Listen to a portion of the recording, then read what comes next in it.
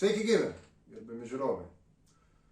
Kaip ir bet koks kitas viešas informacijos resursas, taip ir šitas mūsų kanaliukas sulaukia įvairių ir visokiausių komentarų. Ir dalis šių komentarų būna klausimų pavidale. Klausimų tiek politinių, istorinių, teorinių, filosofinių, mokslinių, tiek praktinių, techninių ar tiesiog asmeninių. Paprastai, kai užduodat klausimus komentaruose, tai ar aš, ar kolegos stengiamės jum ten komentaruose raštu ir atsakyti. Tiesa, savikritiškai pastebint, tai ne visada. Bet prieš kurį laiką mano dėmesį patraukė vienas toks gana išplėstas ir iš tikrųjų turiningas, dalykiškas vieno žiūrovo komentaras. Ir minėtojo komentaro esmė, galime sakyti, sueina į klausimą. Ar socializmas tai yra realus ir įgyvendintinas siekis? Ar vis dėlto socializmas tai yra tik tai ant popieriaus graži, bet realiam gyvenime neįgyvendinama ir be to bereikalingų aukų dar reikalaujanti, ir todėl faktiškai žalinga utopija. Štai, pasiskaitykim patį tą komentarą. Pačiam neatrodo, kad socializmas yra utopija, kur neišsilaikė nei vienoje didesnėje šalyje daugiau nei amžiaus.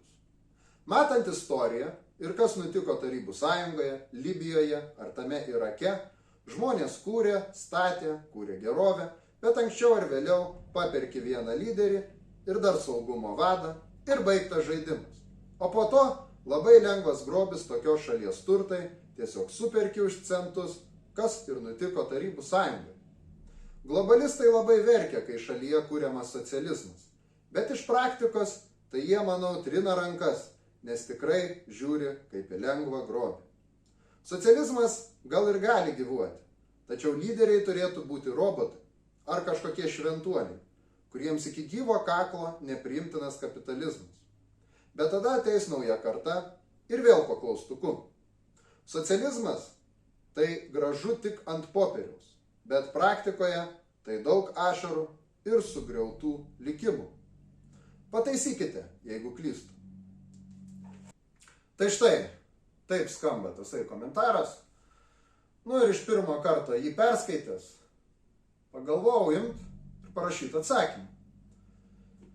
Bet tada ėmiau pamąsčiau ir suvokiau, kad klausimas yra iš tikrųjų labai geras. Jis yra, kaip sakiau, fundamentalus. Ir jį vertėtų atsakyti atskira laida. Ir besiruošdamas jau pats tokią laidą ir įrašyti, pamaniau, o kodėlgi nepaprašius kito savo draugo, Michailo Bugakovo, kuris be to, kad yra ir vyresnis, ir labiau už mane išprusęs, bet kuris svarbiausia pats realiai gyveno ir dirbo, ir mokėsi, ir kūrė tame tarybinėme socializme. Kad į šį komentarą sakytų jis, tokios mini paskaitėlės pavidalu. Ir mūsų visų, sakyčiau, laimiai, Michailas šį prašymą priėmė ir mes su juo įrašėme distanciniu būdu tokią štai neilgą laidelę, kurią dabar ir kviečiu jūs visus pasižiūrėti. Pateiktas skaitytojo klausimas iš tiesų gana rimtas ir gilus. Ir tuo pačiu jis suteikia galimybę plačiau pasamprotauti ties iškeltomis šiame klausime temomis. Pats klausimas susideda iš 3 tokių probleminių laukų. Pirmas, tai ar socializmas nėra utopija, nes ne vienoje šalyje jis neišsilaikė daugiau nei amžiams. Antras aspektas, tai kažkodėl klausime TSRS minima viename kaip sakoma, flakone su Libija ir Iraku. Ir dėl to daroma tokia prielaida ar išvada, kad socialistiniai lyderiai paperkami lengvai. Ir trečias aspektas, kad socializmas gražus tik popieriuje, nuskaityk teorijoje, o praktikoje tai daug ašarų ir sugriautų likimų. Tai va, pradėsim nuo pradžių, ar socializmas nėra utopija. Nu, socializmo teorijos pradmenis, kurios širdis yra socialinio teisingumo idėja, atsirado juk ne Markso ir Engelso laikais. Jos ištakos glūdi dar Platono veikaluose ir dar anksčiau senovės graikų mitologijoje, kurioje apstu užuomenų apie neva prarastą aukso amžių, kai visi žmonės buvo lygus, visiems visko pakako. Iš pradžių ši idėja iš tikrųjų buvo utopija. Tarp kitko, tikslus žodžio utopija vertimas tai vieta, kurios nėra. Taip vienas didžiųjų socialistų utopistų Tomas Moras savo garsioje knygoje, kuri buvo išleista dar 1516 metais, pavadino Salą utopiją, kurios gyventojų visuomeninį gyvenimą pagal juo įsivaizduojamą socialinio teisingumo principus jis ir aprašė. Nu, deja, utopija iš pradžių buvo ir žmogaus skrydis į mėnulį. Išvis visos idėjos iki jų įgyvendinimo pereina tam tikrą utopiškumo etapą. Ir atsiradus marksizmui, utopija pirmiausia tapo mokslu, socializmo utopija, dėka dviejų Markso mokslinio atradimų, tai yra materialistinio istorijos suvokimo ir pridėtinės vertės dėsnių. Tai reiškia, kad pagaliau socializmas kaip žmonijos utopinė svajonė buvo pagristas istoriškai ir ekonomiškai. Tai reiškia moksliškai. O vėliau, kaip žinia, socializmas tapo ir realybė, tarybinio socializmo pavidalu, kuris egzistavo apie 70 metų. Nu, tai faktiškai yra vidutinė žmogaus gyvenimo trukmė. Šis socializmo modelis žlugo, bet tai buvo toks pirmas žingsnis į naują visuomenę. Nu, pirmas žingsnis ir žmogaus gyvenime būna ne visada sėkmingas.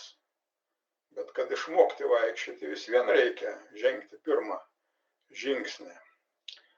Ne iš karto viskas išeina ir istorinėse procesuose. Kaip sakė vienas teoretikas, visuomenės raida tai ne Nevos prospektas Peterburge, kuris pasižymi to, kad yra nutiestas pagal idealiai tiesią liniją, be jokių posūkių ir vingiavimų. Po didžiosios buržuazinės 1789 metų Prancūzijos revoliucijos, kaip žinia, vyko dar keletas revoliucijų, keletas restauracijų, buvo dar 2 imperijos, kelios respublikos, kol galutinai įsitvirtina tą kapitalistinę santvarką.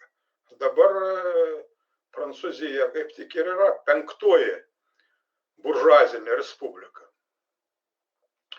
Nu, čia svarbu suvokti, kad įvairūs socializmo modeliai, kaip dėja ir kapitalizmo, yra labai skirtingi. Japoniškas kapitalizmas, pavyzdžiui, skiriasi nuo amerikoniško ar vokiško. Bendrai išlieka tik socializmo ar kapitalizmo esmė. Tai yra privati ar visuomeninė pagrindinių gamybos priemonių nuosavybė. Šiandien, žinoma, keičiasi ir pats turinys šių nuosavybės formų, bei jų dialektinis santykis, bet esminis skirtumas tarp jų, ypač socialinių ir kitokių pasiekmių pavydalų, išlieka. Ant šio pagrindo, būtent ant visuomeninės nuosavybės dominavimo pagrindo, galimi ir įvairūs socializmo modeliai, kurių specifika nulėmė nacionaliniai, civilizaciniai, kultūriniai, istoriniai ir kitokie vienos ar kitos šalies ypatumai. Viena iš buvusios tarybinės sąjungos klaidų ir buvo ta, kad ji bandė primesti savo tarybinį socializmo modelį ir kitoms šalims pasirinkusiems socialistinį vystymąsi kelią. Tarybinis socializmas tikrai neišsilaikė amžinai, bet čia reikia turėti omenyje keletą aplinkybių. Pirma, išvis pasaulyje nėra nieko amžino. Žlunga civilizacijos, santvarkos, valstybės, bet kita vertus niekas nežlunga amžinai. Viskas keičiasi, kai kas kartojasi, kai kas iš naujo atgimsta, atsiranda kažkas visiškai naujo. Pabaiga tai visada ir nauja pradžia. Antra, santvarkos ir valstybės, kaip ir istorinės asmenybės, reikia vertinti pagal jų indėlį į bendrą kokios nors tautos ar visos žmonijos raidą. Ir šioje vietoje TSRS indėlį galima palyginti tik su istoriniu krikščionybės paveldu. Buvusi Tarybų sąjunga, kaip ją šiandien kas nevertintų, įvykdė bent 3 tokius pasaulinės istorinės reikšmės proveržius vėlgi. Ji pateikė, iš dalies realizavo globalinę tokią socialinę, ekonominę bei kultūrinę humanitarinę alternatyvą visai išnaudotojiškai pasaulio vystymosi tokiai tendencijai. Ji pirmoji prasiveržė į kosmosą ir padėjo pamatus tokiai naujai noosferiniai žmonijos istorijos epochai. Ir pagaliau ji sutriuškina žiauriausią žmogaus ir žmogiškumo priešą - fašizmą Antrajame pasauliniame kare. Šie istoriniai faktai laikui bėgant įgauna vis didesnę tokią egzistencinę esmę ir prasmę. Ir būtent todėl jie iš visų pusių yra šiandien atakuojami, siekiant diskredituoti ir šios pasiekimus, ir tą santvarką, kurios dėka viskas tai buvo padaryta. Ir trečias momentas. Juk ir šiandien socializmas tai ne popierinis dalykas, o realybė. Egzistuoja komunistų partijos valdoma Kinija su savo, kaip pas jos partinėse dokumentuose užfiksuota socializmo su kinietiška specifika, dėl kurio vertinimo yra žinoma nemažai diskusijų. Egzistuoja Vietnamas, kuris oficialiai taip ir vadinamas socialistinė Vietnamo Respublika. Egzistuoja Laosas, socialistinė Kuba, pagaliau Šiaurės Korėja su savo čiučche ideologija. Nemažai socializmo elementų šiandien galima pastebėti kai kuriuose Pietų Amerikos, Afrikos ir net Skandinavijos šalyse. Reikia pasakyti, kad išvis didžioji spalio socialistinė revoliucija Rusijoje padarė tokią milžinišką įtaką žmonijos raidai, kad net ir kapitalistinės šalys buvo priverstos iš dalies socializuoti savo politiką. Dabar po TSRS žlugimo kapitalas, žinoma, bando atsirevanšuoti už prarastus pelnus. Šie ketinimai vėlgi susiduria su nauja tokio socialinių protestų banga visame pasaulyje, ką mes galime stebėti televizijos ekranuose, įvairių streikų, demonstracijų, susirėmimo pavidalu visoje vakarų Europoje, kur žinoma socialinio protesto tradicija ženkliai gilesnė, kovingesnė nei mūsų geltonųjų profsąjungų ar vadinančių save kairiaisiais socialdemokratų. Vienu žodžiu, socializmą bandė išgrūsti per duris, bet jis lenda atgal per visus langus. Jo bijo, net su jo šešėliais kariaujama iki šioliai.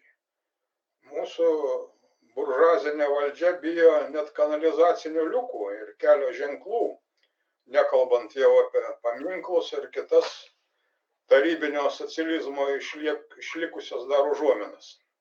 Ir tai geriausias įrodymas socializmo idėjų realumo ir gyvybingumo. Dabar kitas klausimo aspektas dėl TSRS ir Irako su Libija ir socialistinių lyderių paperkamumo. Na, TSRS juk žlugo ne dėl jos lyderių paperkamumo. Jie nebuvo korumpuoti. Buvo žinoma nomenklatūrinės privilegijos, kas būna kiekvienoje valstybėje. Ir tarp kitko šiandien jų daugiau nei buvo anais laikais. Paskutinieji TSRS lyderiai buvo deja dėl įvairių priežasčių, ne per daug teoriškai išprusę ir per daug fiziškai ir intelektualiai pasenę. Šiandien beveik toks pat vaizdas ir su JAV lyderiais. Tikriausiai, galbūt yra kažkoks istorijos dėsnis, kai valstybės būklė yra įtakojama jos lyderių psichobiologinių kažkokių savybių ir atvirkščiai.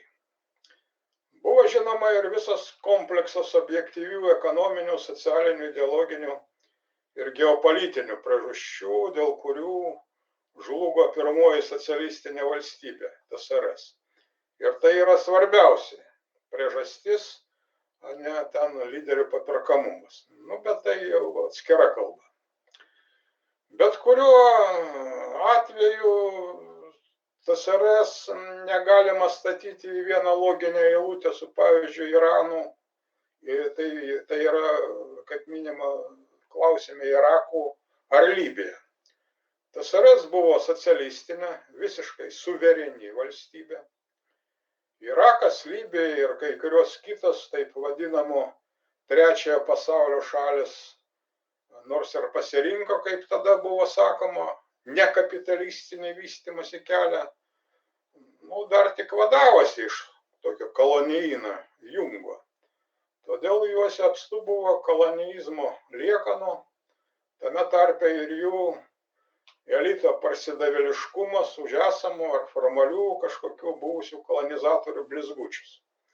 Ir nors, pavyzdžiui, Libijos buvęs lyderis Muamaras Kadafi iš tiesų buvo sukūręs vos ne socialinį rojų savo šalyje, bet jo aplinkos žmonės įvairiais ryšiais buvo susieti su buvusiamis metropolijomis ir lemiamų momentų tiesiog išdavė savo vadovą. Bendrai paėmus lyderystės ir ypač biurokratijos problema socializmo sąlygomis išties rimta. Ji jaudina dar ir Tarybų sąjungos steigėją Vladimirą Leniną. Jei kas mus ir gali sužlugdyti, tai biurokratija, teigia jis viename iš savo straipsnių. Partinį biurokratinį aparatą aršiai kritikavo ir Levas Trockis. Tarp kitko, Leninas pats ir pasiūlė priešnuodį valstybinio aparato subiurokratėjimui. Koks tas priešnuodis? Tai darbininkų atstovų kiekio padidinimas valstybinio valdymo struktūrose, tai valstybės tarnautojų renkamumas nuo apačios iki viršaus ir tai vidutinis tarnautojų atlyginimas, kuris neturėtų viršyti kvalifikuotų darbininkų atlyginimą. Nu, visi šie 3 principai vėliau dėja vienaip ar kitaip tarybinėje praktikoje buvo pažeisti, plius įsivyravo į taip vadinamą švagerystę bei nomenklatūrinio specaptarnavimo sistemą.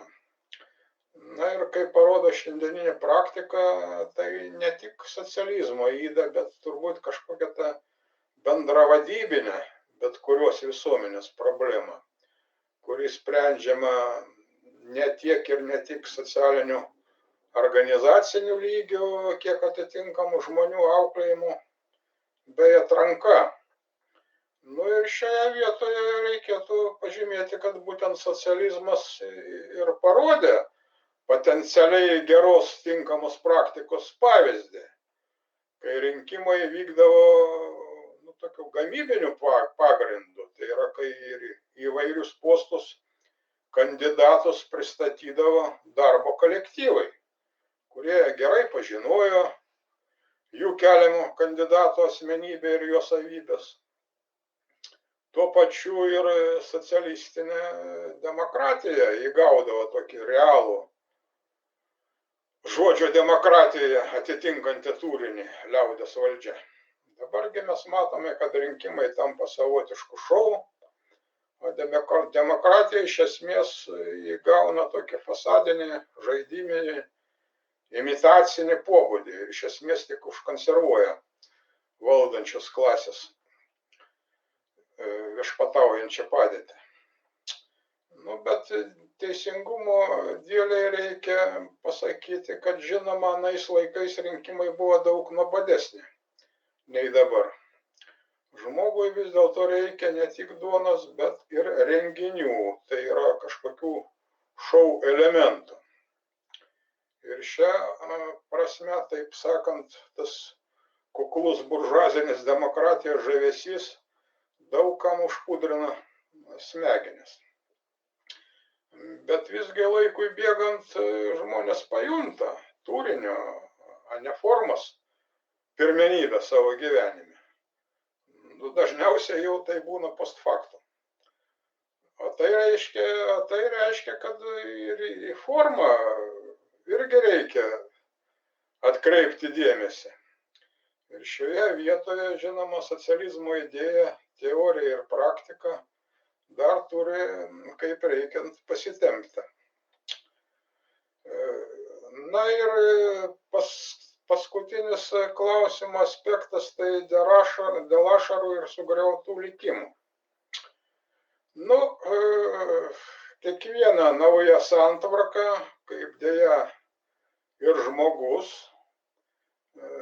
gimsta kančiuose ir skausmuose. Laikui bėgant, žinoma, atsiranda įvairios nuskausminimo procedūros bei vaistai. Bet iš esmės, kaip teigia Marksas, prievarta tai senos visuomenės pribuvėja, kai yra neščia nauja visuomenė. Ir supantis mūsų pasaulis, šiandien mes tai gerai matome, kupinas ir smurto ir prievartos. Visa žmonijos istorija tai faktiškai karų, o ne taikos istorija. Mūsuose dabar mėgstama kalbėti iš įvairių tribūnų apie socializmą ir komunizmą aukas, bet nutilimi kapitalizmo žiaurumai ir nusikaltimai žmogiškumui ir žmonijai. O jų yra visas, taip sakant, Šindlerio sąrašas. Tai ir pirmykštis kapitalo kaupimas su valstiečių žemių užgrobimais ir vietinių gyventojų genocidas įvairiuose kapitalo kraštuose ir vergvaldystės sistemos atkūrimas JAV ir intervenciniai įvairūs karai ir kolonializmo sistema ir žiaurus darbo žmonių tame tarpe vaikų ir moterų išnaudojimas, savų svetimų lyderių žudymai, fašizmo, kuris yra, kaip žinia, kapitalizmo rezervas, nusikaltimai, narkotikai, prekyba ginklais, kultūros naikinimas, pagaliau paties žmogaus toks degradavimas. Nu ir mes iš istorijos taip pat žinome, kad kapitalistinė santvarka juk įsitvirtina per revoliucijas. Ir istorinėse buržuazinėse revoliucijose, pavyzdžiui, Anglijos Kromvelio laikų revoliucijoje arba garsioje Prancūzijos didžiojoje revoliucijoje, buržuazija, siekdama įtvirtinti savo dominavimą, griebėsi juk žiaurių veiksmų su dideliu kraujo praleimu ir mirtimis. Giljotina iki faktiškai naujausių laikų buvo naudojama Prancūzijoje kaip mirties bausmės įrankis. Deja, apie šių buržuazinių revoliucijų, taip sakant, kraują ir ašaras viešoje erdvėje nesigirdė kokių nors pasmerkimų, bet apie didžiai spalio revoliuciją ir socializmo, komunizmo atseit žiaurumus tų pasmerkimų ir paraudojimų apstu. Nu, kodėl taip yra?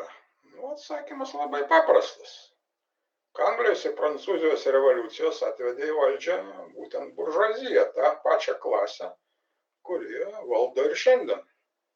O spalio revoliucija atvirkščiai padarė galą kapitalizmui ir dvarininkų tai ekonomikai, visai sistemai, pašalino iš valdžios nekenčiamą režimą ir pradėjo darbo žmonių valstybės kūrimo procesą.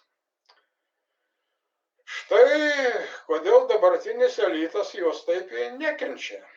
Jis davė pavyzdį žmonėms, pavyzdį, į kurį jie galėjo žiūrėti, jo siekti. Tarp kitko, juk pati spalio revoliucija apsėjo beveik visiškai be kraujo praleimo. Ir Peterburge tada, anuometiniam Petrograde ir Maskvoje žuvo berods per tas dienas tik 7 žmonės. Tik vėliau jau pilietinio karo ir Stalino represijų aukas galima sieti su naujos santvarkos įsitvirtinimu. Nu, šioje vietoje reikėtų plačiau pakalbėti apie marksistinę prievartos sampratą išvis. Nu, marksistinė prievartos teorija buvo kritikuojama ir iki šiol kritikuojama įvairių liberalų, demokratų ir abstrakčių humanistų. Ir kritikuojama nuo pat marksizmo atsiradimo. Tokia moralizuojanti kritinė argumentacija prieš marksistinę prievartos teoriją nėra nauja. Dar XIX amžiuje tokia kritika buvo pateikta gerai anais laikais žinomo Berlyno universiteto privat docento Eugenijaus Diuringo darbuose. Friedrichas Engelsas savo antidiuringe net skiria nemažą tokią teksto dalį būtent šiai kritikai sukritikuoti. Jo ta kritinė dalis vadinasi politinė ekonomika. Ir tai neatsitiktinai. Reikalas tas, kad kritikuojama marksistinė prievartos teorija, kritikuotojai tos teorijos į patį prievartos reiškinį žiūri labai siaurai. Pirmiausia, jie visą socialinės prievartos problemą suveda į politinę prievartą, antra vertus, pačią politinę prievartą suveda tik į jos ginkluotą formą. Friedrichas Engelsas savo antidiuringe parodo, kad prievarta visuomenėje kyla natūraliai iš ekonominių materialinės gamybos santykių. Ypač iš žmogaus verčiamo dirbti kito žmogaus labui prievartinių faktų. Tai būdinga ir vergijai, ir baudžiavai, ir kapitalizmui. Prievarta turi tokį specifinį istorinį pobūdį. Ji auga horizontaliai ir vertikaliai ir tuo pačiu keisdama savo formas įsiskverdama iš ekonomikos santykių į visas visuomeninio gyvenimo sritis. Prievartos mastai, formos gali būti labai įvairios, nuo valstybinio masto iki smurto šeimoje, nuo grubių kažkokių represinių, administracinių formų iki subtilių, informacinių, psichologinių. Tačiau pati prievarta neišvengiamai yra mūsų gyvenimo dalis. Ši neišvengiamybė išplaukia iš dialektinio vienybės ir priešybių kovos dėsnio, kaip pagrindinės visko vystymosi priežasties. Bet koks naujas dalykas gimsta kovoje su senu. Ir kiekviena kova suponuoja prievartą. Tai būdinga ir imtynėms ringe, ir politiniai kovai. Visos dabartinės spalvotos revoliucijos tai prievartinis reiškinys, nepaisant to, kad jos vykdomas pagal Šarpo neprievartinio pasipriešinimo technologiją. Šiuolaikinis pasaulis, kaip jau minėjau, tiesiog persmelktas yra grubių tokių prievartos formų, tai yra lokalinių karų, teroristinių išpuolių, nusikalstamumo ir panašiai. Ypač prievartinėmis visokiamis formomis ir turiniu pasižymėjo 20 amžiaus istorija. Tuo pačiu metu reikia pasakyti, kad istorijai progresuojant, prievartos formos iš dalies ir humanizuojamas. Tiesa, žinoma, galima ginčytis, ar tai yra tikras humanizmas, ar įprasta buržuazinėje visuomenėje tokia ciniška veidmainystė. Mirties bausmė, kaip žinia, jau bent Europos Sąjungoje yra jos atsisakyta, už sunkius nusikaltimus pakeičiama įkalinimu iki gyvos galvos. Politiniai oponentai dabar nesušaudomi, teisiami, įkalinami, atleidžiami iš darbo, apšmeižiami spaudoje. Įvairiai tai galima vertinti. Net kai kurie karai vyksta dabar naudojant taip vadinamuosius tiksluosius ginklus ir dažnai vadinami net humanitarinėmis misijomis. Ir tuo pat metu žmonija yra sukaupusi didžiulį asortimentą masinio naikinimo ginklų, įskaitant ir atominės bombas. Vaizdžiai kalbant, sėdime ant parako bačkos. Kita vertus atsiranda naujų prievartos formos. Jos tampa labiau tokios jezuitiškos, rafinuotesnės, kaip pavyzdžiui eutanazija ar koks vakcinavimas. Anarchizmo teoretikas Bakuninas tvirtino, kad valstybė yra nusikaltimas. Maksas Weberis, žinomas sociologas ir politologas, moksliškai tiesiog pateikė formulę, kad valstybinė valdžia yra prievarta. Ir tai iš tikrųjų yra taip.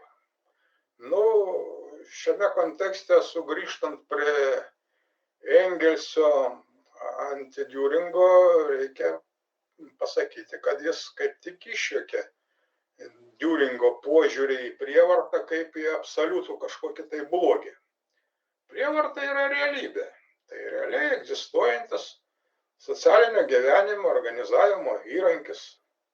Prievarta tai toks pat įprastas reiškinys kaip vartojimas ar bendravimas. Tarp kitko, Michailas Lermontovas viename savo laiške pateikė tokį psichologinį pastebėjimą, kad tarp dviejų draugų santykiuose vienas visada dominuoja kito atžvilgiu. Ir grįžtant prie kažkokių aktualijų, galima pasakyti, kad per dabartinę mūsuose vykstančią rinkiminę kampaniją įvairių etikečių klijavimas įvairiems oponentams arba aimanavimai apie grėsmės nacionaliniam saugumui, tai juk irgi prievarta. Pirmiausia, tokio psichologinio informacinio pobūdžio. Bet ji gali pasibaigti ir politizuotų tokiu administraciniu kriminaliniu persekiojimu.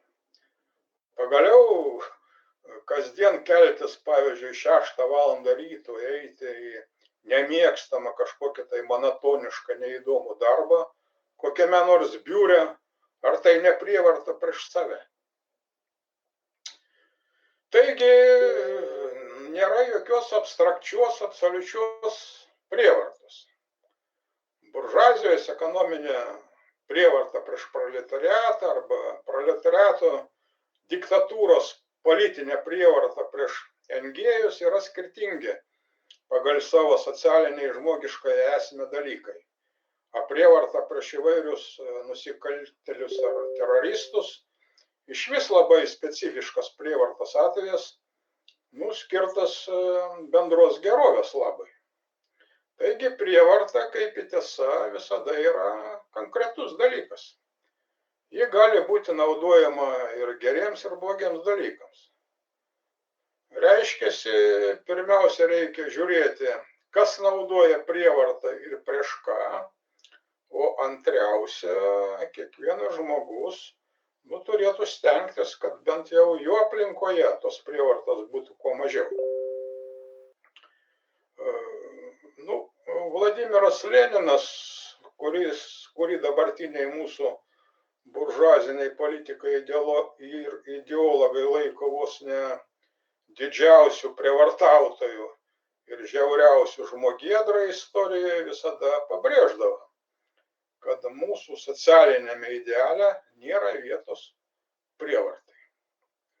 Tačiau gyvenimo dialektika yra tokia, kad pasaulis per prievartą juda link pasaulio be prievartos. Beje, ši dialektika atsispindi ir komunistinio gimno internacionalas eilutėje. Sugriausime visą prievartos pasaulį. Ir žvelgiant į dabartinį kaip tik pasaulį, į jo raidą, galima teikti, kad akivaizdi mūsų laikų dilema gana paprasta. Arba socializmas, arba liberalfašizmas. Ir vienu ir kitu atveju prievarta neišvengiama. Tik žinoma, jos mastas, turinys ir formos bus skirtingos. Taigi tiek toks atsakymas į skaitytoją, į žiūrėtoją pateiktą klausimą.